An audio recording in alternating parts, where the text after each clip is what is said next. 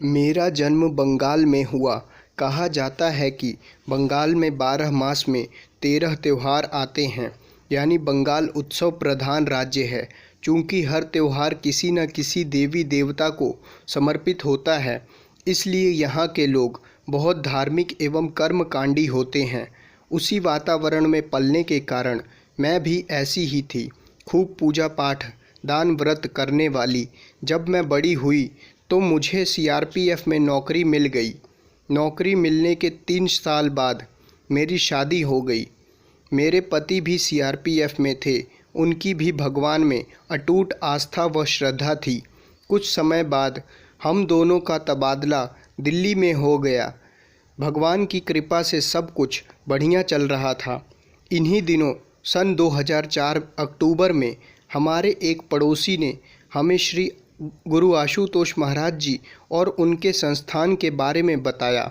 बातचीत का दौर काफ़ी लंबा चला। उन्होंने हमें महाराज जी के ब्रह्म ज्ञान के बारे में भी बताया। उन्होंने बताया कि ब्रह्म ज्ञान ऐसा ज्ञान है जिससे हम ईश्वर का साक्षात दर्शन। हमें उनकी बातें बहुत अच्छी लगी। उनके जाने के बाद मैंने अपने पति से कहा, यदि सच में भगवान का दर्शन होता है तो फिर हम पीछे क्यों रहें? चलिए एक बार इनके गुरु के आश्रम में चलकर देखते हैं। मेरे पति ने कहा, नहीं, हम वहाँ नहीं जाएंगे। इसलिए नहीं कि मुझे उनकी बातों पर विश्वास नहीं, उनकी बातों में सच्चाई है, पर फिर भी हम वहाँ नहीं जा सकते। मैंने हैरानी से पति को पूछा, क्यों नहीं जा सकते? पति ने कहा, क्या तुम भूल गई कि हम सुबह शाम क्या खाते हैं?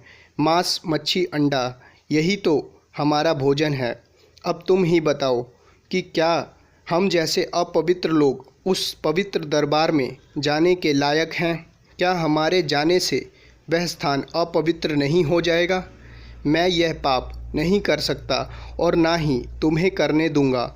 मुझे उनकी बात 100% ठीक लगी, इसलिए मैंने अपने मन से इस इच्छा को निकाल फेंका। समय गुजरा। 1 महीने बाद ही 20 नवंबर 2004 को अचानक मेरे पति की कमर में ज़ोरों का दर्द उठा। उन्हें तुरंत सीआरपीएफ के अस्पताल में भर्ती कराया गया, पर दर्द बढ़ता ही जा रहा था। इनकी दर्द भरी चीखों से अस्पताल गूंजने लगा था। अब डॉक्टरों ने इन्हें दूसरे अस्पताल ले जाने की सलाह दी। वहाँ सीटी स्कैन करने पर भयंकर बीमारी सामने आई। इनकी रीढ़ की हड्डी में इन्फेक्शन हो गया था, जिस वजह से वह गलने लगी थी। अब इन्होंने बिस्तर पकड़ लिया। खाना पीना सब बिस्तर पर लेटे लेटे ही करते थे। नौबत तो यहाँ तक आ पहुँची थी कि करवट लेना भी दूभर हो गया था। सारा दिन बिस्तर पर पड़े रोते तड़पते रहते थे। सांस भी डर डर कर लेते थे, क्योंकि सांस भरने पर नसों में तेज़ दर्द होता था। सब दोस्त रिश्तेदार मिलने आते, पर खिड़की से ही झांक कर चले जाते। सामने आकर देखने की किसी की हिम्मत नहीं होती। मैंने 4 महीने अपनी आँखों के सामने इन्हें बिस्तर पर यूं रोते तड़पते देखा। एक दिन तो ये इतना रोए और बार बार कहने लगे, इस ज़िंदगी से अच्छा तो मुझे मौत आ जाए। बस अब मेरी भी हिम्मत टूट गई। मैं घर में बने मंदिर के सामने बैठकर भगवान से खूब लड़ी। भगवान को बहुत बुरा भला कहा, ताने उल्हाने दिए। फिर सिर पटक कर रोने गिड़गिड़ाने लगी, हे प्रभु, यदि तू है तो हमारी मदद कर।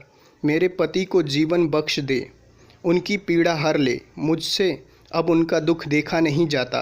तू अपने होने का सबूत दे, मेरी पूजा पाठ का मुझे फल दे। ऐसा कहते कहते मैं वहीं लुढ़क कर सो गई। आँख लगते ही मैंने खुद को एक बहुत बड़े मंदिर के प्रवेश द्वार पर भगवा वेश में साक्षात भगवान खड़े थे। उनके बाल खुले थे, चेहरे पर बहुत तेज था। उनके सारे शरीर से सफ़ेद प्रकाश फूट रहा था। उनकी बड़ी बड़ी आँखों से करुणा, प्रेम, दया झलक रही थी। उन्होंने हाथ उठाकर मुझे आशीर्वाद दिया। मेरे मन में जो बेचैनी थी वह खत्म हुई। मैंने हाथ जोड़कर प्रभु को प्रणाम किया। यह सब देखने के बाद अचानक मेरी आँख खुल गई। मुझे विश्वास ही नहीं कि अभी जो मैंने देखा वह सपना था। जब मैंने यह सपना अपने पति को सुनाया तो वे बोले, ज़रूर हनुमान जी ने तुम्हें दर्शन दिए होंगे। भगवा वस्त्र तो वे ही पहनते हैं। सो अगले ही दिन मैं हनुमान जी के मंदिर में जाकर प्रसाद चढ़ा दी। पर इस सपने ने जैसे हमारी ज़िंदगी ही बदल दी। अब मेरे पति की तबीयत में सुधार आने लगा। उनका दर्द काफ़ी हद तक कम हो गया। अब वे थोड़ा थोड़ा बैठने लगे। सपने के करीब 10 दिन बाद वही पड़ोसी बहन हमारे घर आई जिसने हमें पहले गुरु महाराज जी के बारे में बताया था। मैंने भी उसे भी सपना सुनाया। सपना सुनते ही वह बोली, 1 मिनट रुको। फिर झट से वह अपने घर की ओर दौड़ी और कुछ मिनटों बाद अपने हाथ में एक फ़ोटो लेकर वापस आई। वह हाँफते हुए बोली, देखो इस स्वरूप को देखो। कहीं सपने में तुमने इन्हें तो मंदिर के बाहर खड़े नहीं देखा था? मुझे तो अपनी आँखों पर विश्वास नहीं हुआ। मैंने उसके हाथ से फ़ोटो ली, उसे अपने पल्लू से साफ़ किया और फिर अपनी आँखों को बार बार मलकर उसे देखा। पर यह क्या, ये तो वही भगवान थे जिन्हें मैंने सपने में देखा था। वह बहन भावुक हो रोती हुई बोली, ये मेरे महाराज जी हैं, मेरे गुरुदेव श्री आशुतोष भगवान।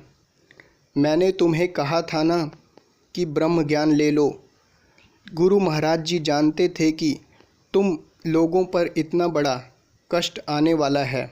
इस कष्ट से बचने के लिए ही उन्होंने मेरे जरिए तुम्हारे तक अपना संदेश पहुंचवाया था। पर भाग्य की मार देखो कि तुम उसे समझ ना पाई। पर अब भी देर नहीं हुई है। तुम उनकी शरणागत होकर अपना और अपने पति का जीवन संवार लो। मैं भी अब कोई भूल नहीं करना चाहती थी। सो रविवार को उन बहन जी के साथ आश्रम गई।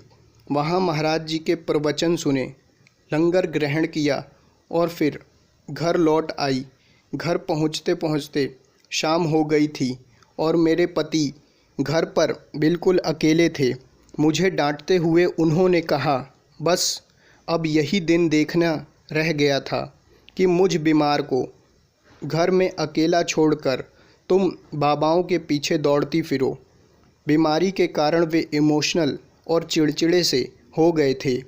मैं मन ही मन गुरु महाराज जी से प्रार्थना करने लगी, हे गुरुदेव, इनके भी कर्मों को काटो ताकि ये भी आपका सत्संग सुन पाए। ऐसा कोई संयोग बनाओ। प्रार्थना कभी बेकार नहीं जाती, यह तो मुझे यकीन था। पर महाराज जी इतनी जल्दी प्रार्थना सुनते हैं यह नहीं पता था।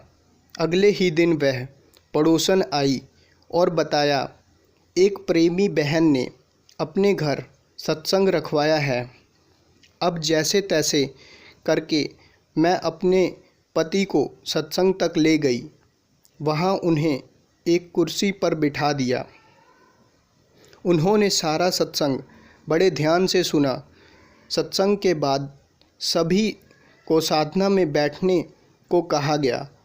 उन्होंने भी आंखें बंद की।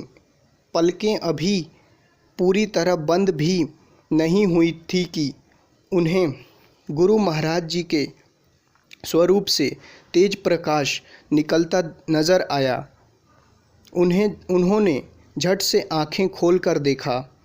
सामने मंच पर बीचों बीच महाराज जी का स्वरूप रखा था। फिर महाराज जी के स्वरूप में से ज्योत निकलती नज़र आई और वह ज्योत उनमें आकर समा गई। अब उन्हें ऐसा लगा जैसे किसी ने उनके शरीर पर प्रेम भरा हाथ फेर कर सारा दर्द खींच लिया हो। रात के करीब 10 बजे हम वापस घर पहुँचे। सुबह जब वे उठे तो करिश्मा घट चुका था। उस दिन कई महीनों बाद मेरे पति बिना किसी सहारे के अपने पैरों पर खड़े थे।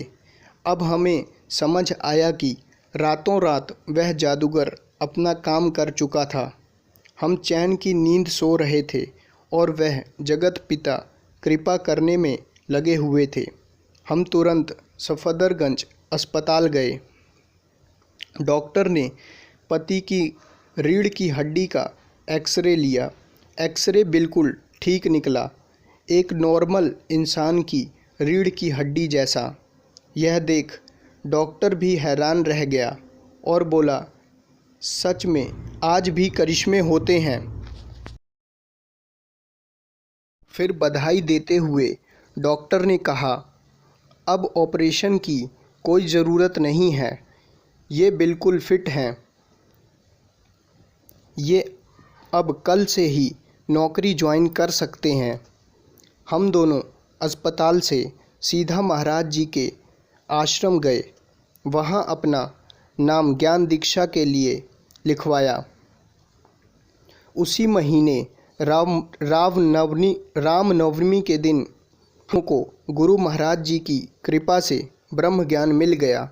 अब हम नियमित साधना सुमिरन करने लगे। मीट मांस मच्छी सब छोड़ दिया और शुद्ध शाकाहारी भोजन खाने लगे। महाराज जी की कृपा से सब ठीक चल रहा था। ऐसे ही एक दिन मैं बैठी हुई थी, तभी मुझे एक अनुभव हुआ। मैंने देखा कि मेरे पिताजी की तबीयत काफ़ी ख़राब है। उन्हें सांस नहीं आ रहा। साधना से उठते ही कोलकाता से फ़ोन आ गया। मेरी माँ ने बताया कि मेरे पिताजी अस्पताल में भर्ती हैं। उनकी तबीयत बिल्कुल ठीक नहीं है, पर बच्चों के पेपर चल रहे थे, इसलिए मैंने सोचा कि एक हफ्ते बाद चले जाएंगे। लेकिन फिर जब रात को साधना में बैठी तो अंदर से एक आवाज़ बिल्कुल स्पष्ट सुनाई दी, और वह आवाज़ किसी और की नहीं बल्कि श्री गुरु महाराज जी की थी। उन्होंने कहा, इतना समय नहीं है तुम्हारे पिताजी के पास, शीघ्र चले जाओ, नहीं तो पछताओगे। दूसरे ही दिन हम कोलकाता के लिए रवाना हो गए। वहाँ जाकर देखा तो पिताजी बहुत सीरियस थे। एक हफ्ता वहाँ रुककर मैंने पिताजी की सेवा की, उनसे खूब बातें की और फिर वापस लौट आई। घर लौटने के 5 दिन बाद ही खबर मिली कि पिताजी का देहांत हो गया है। पिताजी के जाने का दुख तो बहुत हुआ, पर साथ ही एक शांति भी थी कि पिताजी के अंत समय में मैं उनके साथ थोड़ा वक्त गुजार पाई, उनकी सेवा का लाभ उठा पाई। यह सब भी गुरु महाराज जी की कृपा से ही हुआ था, वरना मैं तो जा ही नहीं रही थी। उन्होंने ही आने वाली परिस्थिति से मुझे अवगत कराया। पिताजी की शोक सभा पर भवन से स्वामी जी आए और उन्होंने सत्संग किया। फिर भी रहकर मेरे मन में एक टीस उठ रही थी कि काश पिताजी को भी ब्रह्म ज्ञान मिल गया होता। अब पता नहीं बिना ज्ञान दीक्षा के वे कहाँ भटक रहे होंगे, किस योनि में जन्म मिला होगा उन्हें, कहीं वे दुखी तो नहीं हैं। ऐसे ही प्रश्न मुझे बेचैन कर रहे थे। जब कहीं शांति नहीं मिली तो मैं साधना में बैठ गई। साधना में बैठने के कुछ देर बाद मैंने एक छोटा सा प्यारा सा बच्चा देखा। वह मुस्कुरा रहा था। साधना से उठने के बाद भी बच्चे का चेहरा मेरी आँखों के सामने घूमता रहा, पर मुझे समझ नहीं आया कि यह मुझे क्यों दिखाई दे रहा है। रात को जब दोबारा साधना में बैठी तो फिर वही चेहरा दिखाई दिया। वही छोटा सा बच्चा। मेरे अंतःकरण ने महाराज जी से सवाल किया, महाराज जी, कृपया करके समझाओ कि आप क्या संकेत दे रहे हो। तभी महाराज जी की स्पष्ट आवाज़ सुनाई दी, तू व्यर्थ ही चिंता कर रही है। तेरे पिता का दूसरा जन्म हो चुका है। मैंने उनकी आत्मा का कल्याण कर दिया है। तब मुझे समझ आया कि पूर्ण गुरु केवल हमारा ही नहीं, हमारी 7 पुश्तों का भी कल्याण कर देते हैं। ऐसे पूर्ण गुरु के चरणों में मैं बस यही कहना चाहूँगी, हे आशु, हम पर तेरे करोड़ों एहसान हैं।